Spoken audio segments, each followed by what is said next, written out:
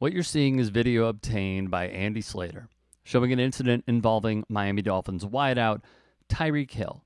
He would be under investigation for assault/battery stemming from a disagreement with an employee at Hallover Marina in North Miami Beach. And I'm currently cooperating with the NFL, giving them all the details on what happened on that day. So, are you concerned about his suspension? Me? Nah, man. He would address the Miami media, but there were more questions than answers. Why did he slap this man in the top left corner of your screen? What led up to it? Why would Hill resort to this? As the man was clearly taken aback and caught by surprise.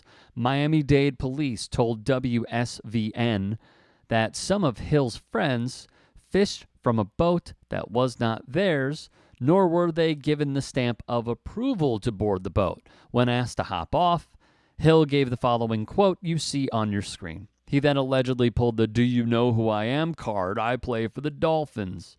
That's when Hill passed the employee and made contact to his head and neck area. There was also an allegation that they tried paying off the worker to the tune of $200 for the confrontation, but the employee refused. When he was asked about a possible suspension, here's what he said. "When I come here to play ball, I'm able to get away from all that at the end of the day. That's the great thing about football. God has blessed me to be able to perform and do what I do. I'm blessed and grateful for that.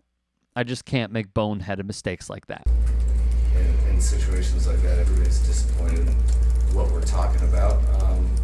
And I think it's important when you're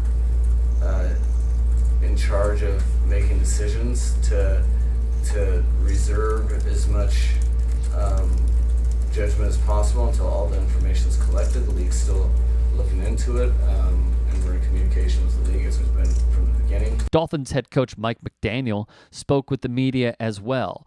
We would then learn this about Hill. He was accused of striking the employee, stemming from the disagreement, but the alleged victim declined to press charges on Hill. We likely now know why. Via TMZ, the individual who would have been termed a victim if there had been a filed case came into the Miami-Dade State Attorney's Office, met with the Assistant State Attorney, Robert Fiallo, and signed a notarized non-prosecution form indicating that he did not want to press criminal charges, a spokesperson for the Miami-Dade State Attorney's Office said. On the form, he also indicated that no threats, promises, or coercion played a part in his decision. Slater, who broke the story, would report Tyreek Hill's case has now officially been closed by the state's attorney's office. The victim told the SAO in early July that he declined to press charges against the Dolphins wide receiver and then recently signed a non-prosecution agreement. The incident occurred back in June. However, Hill is not out of the woods yet. As for Goodell and the NFL, they've yet to suspend Hill. And when the speedster was asked Wednesday if he thinks a ban could be coming this year, he said no. That's pretty much what he said. Hill, of course, does have a history of his own off the field. Per Deadspin, the last time that Hill was under a police investigation was 2019 while he was still with the Chiefs. In March of that year, 2 police reports were filed against him for child abuse and neglect by his ex-fiancée, Crystal Espinal. One complaint accused him of breaking their 3-year-old son's arm. The case was dismissed. He was also kicked out of Oklahoma State University because he allegedly punched and choked Espinal while she was pregnant with their son. Hill pled guilty to DV charges and received probation. In 2018, the incident was expunged from his record.